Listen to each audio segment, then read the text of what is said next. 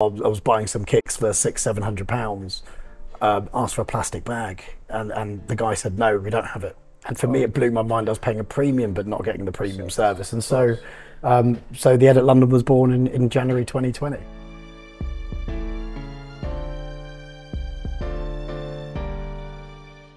As the world continues to evolve, so does fashion. And Style Speaks is here to bring you the latest news, tips, and trends in the world of fashion. We'll be speaking to industry experts, fashion icons, and style enthusiasts who are passionate about all things fashion. So whether you're a trendsetter or someone looking to stay up to date with the latest styles, you're in the right place. Get ready to be inspired, informed, and entertained as we explore the fascinating world of fashion here on Style Speaks. Welcome to the very first episode of Style Speaks, the fashion show that gives a voice to the latest trends, iconic style, and fashion enthusiasts. We're here at the Edit London in Harvey Nichols, Riyadh, where fashion meets innovation and culture. I'm your host, Mo Adams, and today we have a very special guest with us, the founder and the CEO of the Edit London, Moses Rashid. Thank you. Welcome to the show, Hey, Moses. good to see you. So, first time in Saudi? First time in Saudi, and I'm absolutely loving it, I've Yeah. got to say, yeah. And obviously here for the launch of the Edit London in Harvey Nichols, Riyadh. How excited are you to launch here? And then what inspired this move over to the Middle East and to Saudi specifically? So, yeah, I mean, firstly, incredibly excited. I know we've got a huge event happening tonight, kind of 80 to 100 people. But look, lots of money's gone into kind of bringing the area, you know, and shining a light on, you know, the amazing people and the amazing territory. So for us, we just kind of saw it as a huge opportunity to kind of get in at the beginning as we start to see involvement, you know, in the area. So really, really looking forward to it. And we'll kick things off with fashion flashback. We'll take a trip down memory lane, really explore some iconic moments and styles that have impacted the industry today. Okay. But I want to know, bro, what ignited your passion for fashion? Would you say your love for style was sparked in your youth? Were you a fashionable kid in school? Always had the freshest kicks? Mate, always had the freshest kicks. Like, one thing I'd say, it's quite a funny thing. So when my sister used to get her pocket money, this is how bad my addiction was. So my sister used to get her pocket money. I used to wrap things from the house in newspaper. Okay. And then I'd sell it to her when I knew she got her pocket money. I'd go and take that and go buy myself some fresh kicks. So it started at a very, very young age. Yeah. And then as it kind of got evolved, I kind of tried to figure out how could I get my hands on those Jordans? How could I get my, you know, the new Avisu jeans, if you remember those, and Stone Island, these brands. And that's just kind of amplified as I've got a little bit older. And the first one to look, obviously, the Jordan 1s, from banned to billions. For those of you that don't know, it's crazy to think that the Jordan 1s were once banned in the NBA due to kind of uniform regulations. But I want to know, what is your first memory of the Jordan 1 and what impact do you think it's had on the sneaker culture today? So, I mean, the first memory of a Jordan 1, again, it all comes back to that Chicago, right? So if anybody here has ever seen that film Air, you know, there's two things that happened in that film. You've seen the 1984 airship, white with red tick.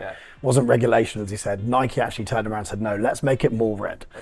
But we'll pay the fines. So, great marketing. Beautiful marketing. And actually what happened was the 1985 Chicago was born. So for me, you know, there's a lot of history. So how's that amplified now? How's that changed? You know, if you go back to, you know, 1985 and obviously in the 80s and 90s of Michael Jordan at Chicago Bulls, you know, you'd always see queues around the streets. And that actually was kind of where the community was formed, I guess. You know, community has now turned into a commodity, so to speak, but through digital means, Instagram and everything that we're doing today, it's kind of amplified. And for me, it's just, you know, it's just made the appetite stronger, more hungry. And of course, the Jordans now are like a fashion statement. But how would you say the brand was able to really transition from what was an athletic performance shoe to now it's like a billion-dollar lifestyle brand, essentially? That's it. Well, they kind of almost just focused on this as a lifestyle shoe.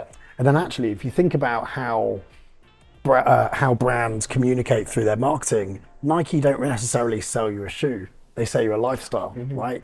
So if you remember, you know, back in the day, you'd have the Brazilian team playing football through the airport, right? That makes me want to be a part of that fun. And so, and that's what they've done incredibly well. And that, you know, if you go back to And One, used to be this really cool brand where the street ball movement happened. Nike kind of bided their time. And then there was this iconic advert, it used to be black with just one free baller doing tricks, and it just killed the basketball game. Killed in a good way, in a good way, you know, smashed it. But How would you say the price and value has changed over time when it comes to sneakers, like the Jordan 1 specifically? Sure. I mean, what factors really contribute to a sneaker's fluctuation in the sneaker market? Because some people look at shoes now and they don't want to be spending maybe 600, 700 on a pair of sneakers. So how would you say the sneaker market has really evolved to where it was maybe a decade ago? Yeah, I guess think of a sneaker like an asset class. The price goes up and down every single day based on, of course, supply and demand. Cool. So when you throw in a big dollop of community and culture, Yeah. and even status, for example, You're buying more than just a sneaker. it's almost like a piece of art, Yeah. or it's like how some people buy a watch. But what's really interesting, if you ever drive a fancy car, so if anyone watching this drives a Ferrari, you drive a Porsche, you're driving down the street and you see somebody else driving the same car, you give them a little wink and a nod. Yeah. Right, so you put on a pair of kicks, you put on some Jordans, that happens at street level. You know, and you get that warm fuzzy feeling. Immediately. You get that warm fuzzy feeling in your tummy, and as you said, you're kind of part of a club, and that's really what it's about: culture and community. And I want to speak about the Ed at London. It's been a remarkable few years for you guys. Sure. But I want to know more about the business journey. Yeah. What really motivated you to start the Ed at London, and how did the business idea really come to fruition?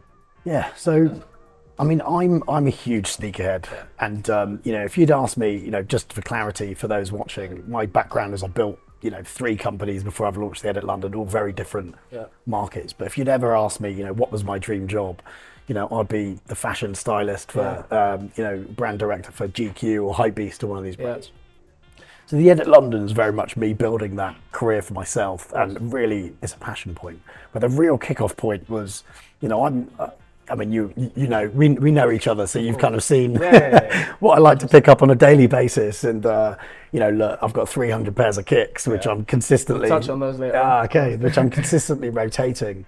But for me, it was, you know, I was buying some kicks for £600-700, asked for a plastic bag, and the guy said, no, we don't have it.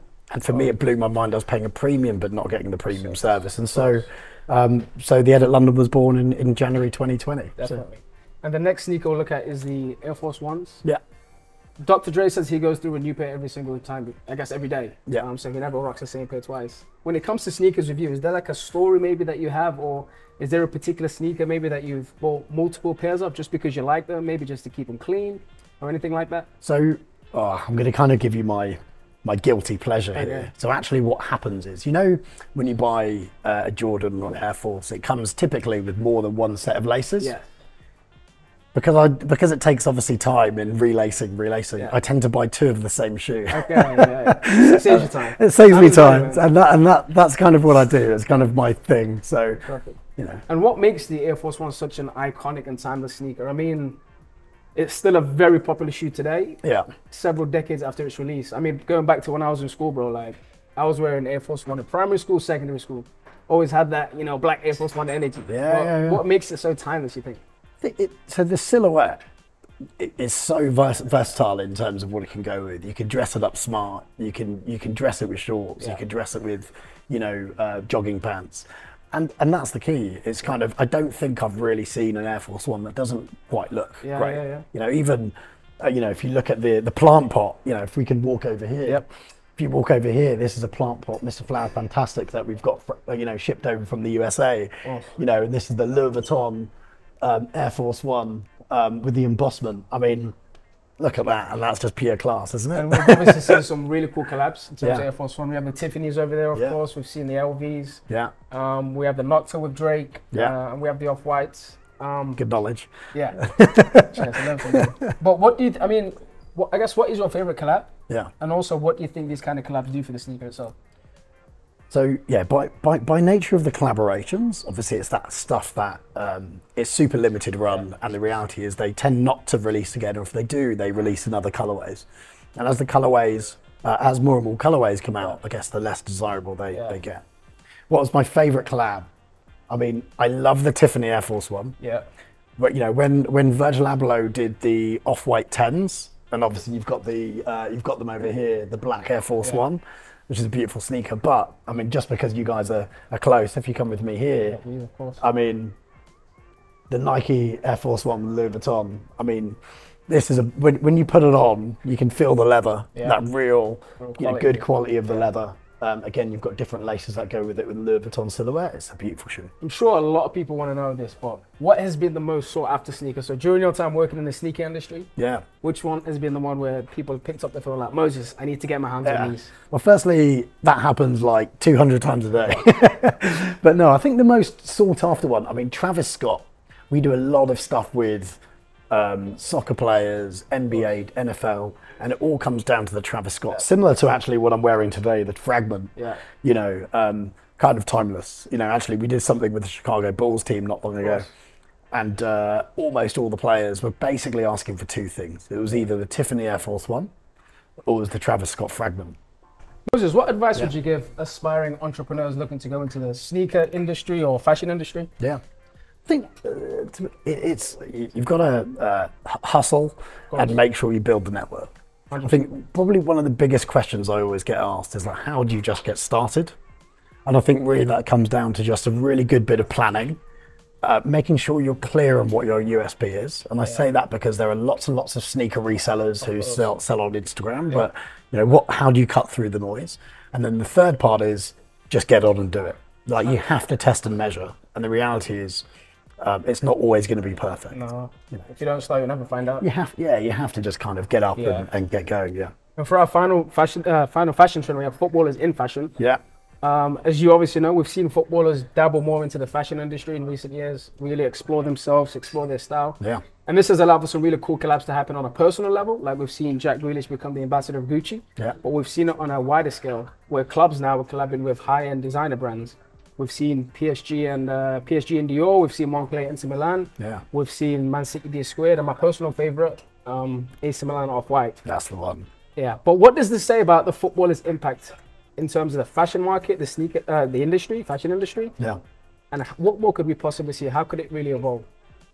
I think what's interesting is actually in the US, like in the UK, we take huge influence from the guys out in the US. You know, and actually, if you just look at, say, and before I get to the football part, you look at Ronnie Fieg. So, you know, Kith is New York Knicks, right? Don C over at the Chicago Bulls. Obviously, I've met Don, and he's a great guy. How does that translate back to the UK? Well, up until probably the Euros, which was what, a year or two ago. Yeah, 3 years ago. Actually, it was all about, you know, footballers. You'd see them just wearing tracksuits and whatever their kind of game day fits. And shortly after that, actually, you saw a lot of the guys, Calvert-Lewin, Jack Grealish, Mason Mount, you know, dressed up, styled properly. So actually, they went out and got themselves stylists, really got into kicks, got into the whole kind of fit. And now we're seeing that rapidly rise. And actually, you know, footballer fits, for example, you see they've done a lot of good stuff. You know, we're kind of shining a light on that space. And I think actually a lot of the soccer players see themselves as more than just an athlete. Yeah, and I think that's the key. You know, when you talk about lifestyle, what does that mean, right? And the reality is, we may be into gaming, we may be into soccer, but actually we're into other stuff. And I think they're building themselves a brand, of course, for post-playing, whether it be going into maybe creating themselves a clothing line or anything like that. So it kind of bridges that gap from earlier, I think. I think you know, again, you take a lot of the guys, and we do a lot of stuff with a lot of the Premier League soccer teams and NBA and NFL. But what's really interesting is like it's kind of appeasing that little creative flair that some people have, whether that just releasing a footwear line or hoodies or whatever it might be. 100%. There's a kind of a beauty in that creativity. Yeah. We've seen Memphis Depay. He's obviously blind and deaf to the world. They have the partnership now with Puma, of course, and I think he's one of the footballers that I really like, that really expresses himself, expresses his fashion style, and I think he even said when he really wanted to work with Puma, he made sure that you know he's able to kind of release his clothing line. So. Are we going to see Mo Adams do it? Why not? So any big brands out there, you know, want to collab, hit me up. There we go. But bro, I want to get to know you better. You know, I want to get to know you better. Sure. So I'm going to be asking you 10 quick fire questions. Okay. So just give me your first instant reaction answer, of course. Sure. All right. Favorite brand? Love. Instant reaction. Yeah, okay, you're right. Okay. Okay, right now I love gallery department. Nice. A quote you live by? It's not about how hard you hit, it's about how hard you can be hit and keep moving forward. Of course. Rocky Balboa for anyone watching. Favorite fashion era? Has to be the 90s. Perfect. Favorite artist? Probably Drake. Nice. I second you on that. A styling tip. Be creative. Lovely. Best dressed footballer. You have a lot of footballer friends here. Be careful. I do. I know. I'm thinking, who can I go for? I mean, Joe Willock's pretty cool. Yeah. Joe Willock's pretty cool. Favorite fashion collab. We've seen a lot over the years. Yeah. I mean, I'm in love with the Louis Vuitton Air Force One, but it's actually something like a Supreme New York Yankees, which is pretty cool. I've got a huge affinity with the NBA, the MLB and American sports, but that pops off. Love it. Favorite city? You travel a lot. I know, and I feel like I should say London, but today we'll say Riyadh. Yeah. Good decision. Good decision. Greatest athlete of all time. Ah, Michael Jordan. Of course. Look, we've got the number 23 here. We're going to dive more into that. Okay. MJ. And I'm sure one that everybody wants to know, how many pairs of sneakers do you own? Yeah, so I've got 300 pairs of kicks. And then actually what happens is, because I buy them quite frequently, like you're talking 2, 3, sometimes 4, 5 pairs a week. Yeah. What we then do is we put them into the pre-loved side of the editlondon.com. So, it's all about reusing and upcycling. But yeah, the short version is 300. I ain't that close. Let's go this way. So Moses, speaking of Michael Jordan obviously being your favorite athlete or the GOAT athlete, you obviously have a partnership with the Chicago Bulls, the Edit London does. So first of all, congrats on that. Thank you very much. But I want to know, how did this partnership really come about, and what has been your most memorable moment or experience so far? Wow. Okay, so 2 really big questions deserve 2 big answers. So part 1 is we have these inspiration sessions in the team. And there's a lot of the younger guys in the team kind of telling us old folk how to run the business. And so they asked me, they said, look, if you could see the Edit London next to any brand in the world, what would it be? And it had to be the Chicago Bulls. Why? Because when you think of the Bulls, you think of Michael Jordan. When you think of Jordan, you think of sneakers. Yeah. So, and they were my boyhood club. About 2 weeks later, I actually kind of walked into the office. Now, I'm going to show you this. We have significant dates. My mother's wedding anniversary, my birthday, when I exited the business and so forth. Nice. And you'll notice I put the year 2023. I did that about halfway through 2022. I walked in, the guy said, what is that? I said, look, it's the year that we break America. And so I had to do. And so when we kind of get to the very final day, I've spoken to the New York Giants, the Miami Dolphins, the LA Rams, the 76ers, even through to the NBA franchise. It's a bit like a football agent on transfer, trying to find the best deal. on transfer deadline day, right? So you kind of sat there with 2 phones saying, no, I can't pay that, I can't pay that. We got to 2 o'clock in the morning, they sent me the contract. Bang on. And we went for it. So now we announced the partnership January 2023 against the Detroit Pistons at Paris Fashion Week via Esquire. What was that like? Oh, it was an incredible moment. And the second part of the question was, what was the most memorable moment or experience so far? Would you say it was at Paris? Obviously, you went to the Bulls recently. So yeah, there was a moment probably back in March of this year. Yeah. And one of the assets we've got is we've got LED lights, and on the back of the basketball net, you have what you call a stanchion, which effectively rotates with brands. Yeah. And there was a beautiful moment where I got to experience it, where the whole of the United Centre was lit up, the Edit London. I had Benny the Bull come out, I had Don C there. Like it was an amazing and quite overwhelming feeling to know that, a brand at this point I'd only owned for just under 3 years was now officially the global partner or global marketplace for the Chicago Bulls. Perfect. With having a fashion expert like you here, only of course for one thing, for a styling session for me. Of course. So you're going to be tasked with styling me, but this will be based on a theme. And the theme for you today is a game day fit. Okay. But not just any game day. So I'll paint the picture for you viewers. So this will be like we'll say a World Cup final. We'll say a Game 7 NBA Finals. Okay. So I pulled up to the stadium. I'm about to walk into the stadium, make my way to the locker room. Yeah. But as you know, in the NBA, there's a tunnel we've got to go through. And you know exactly what I'm talking about. I know exactly what you're doing. So I've got it. So this is like a footballer's runway. So there's lights, cameras, action. There's a lot going on. And I've got to look $1 million. And as Deion Sanders says, if you look good, you feel good. Yeah. If you feel good, you play good. Yeah. And if you play good, they pay good. That's it. So with that being said, let's get into it. Brilliant. Okay. So, because I feel like it's sunny outside as you're going to this final, so we're going to start with the statement piece. Nice. And then we're going to work the outfit in and around that. So we're going to leave those pants as they are, but we're going to go in for the Supreme North Face gilet. So we're going to get kicked off. I like that. But of course, I guess when you style yourself, when you pick an outfit, yeah. Is there always like a statement piece, or do you maybe have a shoe that you like that you kind of build the outfit from? How does it work? I do one of two things. I either pick the statement jacket or the statement pants. That's part one. And then part two, I look at what the kicks are. Nice. Now, for shoes, for me, I tend to only wear like one shoe, and I tend not to wear it again for like another week or two. It's easy when you have 300 Well, when you've got shoes. 300 pairs. But I always need to have, there's something that's either subtle and cool, or it needs to be a statement, which is exactly what this is. That's perfect. Right. So what we're going to put with that? Right, so we're going to layer it with the Essentials Fear of God tee. Quite classic. Yep. But again, we'll pop off really nicely Yeah. with the contrast. Colours match too. Yeah, I think that's going to be really nice. And for And sneakers. then we're going to leave the pants actually as they are. I think that's actually going to work perfectly with the grey contrast, and obviously the stone colours. So now we've got the statement piece. Then we've got the element of subtle. Yep. Let's Sneakers. feel like. I mean, we're blessed with a great selection here. I was thinking maybe the Travis Scott olives, but actually, I think something like this.